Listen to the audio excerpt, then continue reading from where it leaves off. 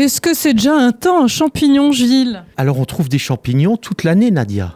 Et les premières girolles commencent à pointer leur nez. On va parler de l'histoire et des anecdotes de ce champignon. Alors, il y a des gens qui disent girolle, d'autres qui disent chanterelle. Ces termes sont souvent confondus. Chanterelle est un petit peu un terme ambigu, parce que dans certaines régions, il peut désigner d'autres champignons, comme les trompettes des morts. Alors, les girolles, malheureusement, semblent régresser en Europe. En Allemagne, la girole jaune est même sur la liste des espèces en danger. Comment ça se fait? Alors, on n'arrive pas vraiment à l'expliquer. Est-ce que tu peux nous décrire brièvement la girole ou la chanterelle, comme tu dis? Déjà, il y a plusieurs espèces. Mais disons, ce qui les caractérise toutes, c'est déjà qu'elles poussent au sol, en association avec des arbres à feuilles et pas des résineux. Et surtout, elles se présentent, le champignon, sous forme de coupe, et il n'a pas de lame, mais des plis. On va parler d'usage culinaire, forcément. Gilles, moi je pense à des girolles avec une bonne omelette.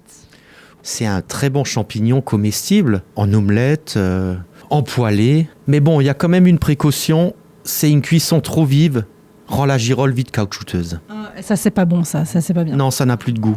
Alors on privilégiera plutôt une cuisson à feu moyen pour qu'elle rentre son eau, avant éventuellement d'ajouter du persil. Je déconseille l'ajout d'ail parce que ça masque toute l'odeur du champignon. Alors, on le rappellera jamais assez, mais les champignons ne doivent pas être considérés comme des aliments, mais plutôt comme des condiments. Parce que c'est quand même difficile à digérer, donc à consommer en petite quantité et jamais sur plusieurs repas successifs. Et comme toujours, on fera attention à ne pas confondre ce champignon avec un autre. Oh oui Nadia, surtout avec les champignons. Alors, on peut confondre avec le clitocybe trompeur, très toxique, mais alors ceux-là, ils poussent en touffe sur du bois.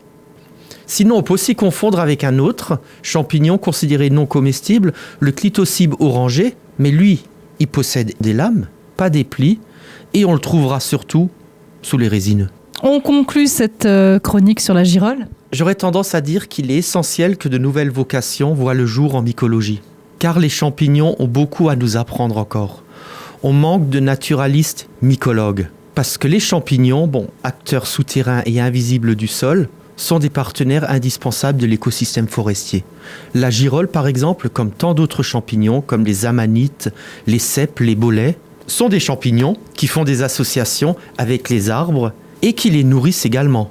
Je dirais que les arbres sont les maîtres du temps, ils poussent très lentement, les animaux sont les maîtres de l'espace, du mouvement, et tous les deux ont besoin de ces champignons, organismes discrets et qui pourtant veillent à un équilibre sans lequel l'histoire du vivant sur notre planète n'aurait pas été la même. Merci beaucoup Gilles, et puis on le rappelle, toujours être prudent quand il s'agit de champignons. Si on n'est pas sûr, on laisse tomber ou on demande conseil à un spécialiste.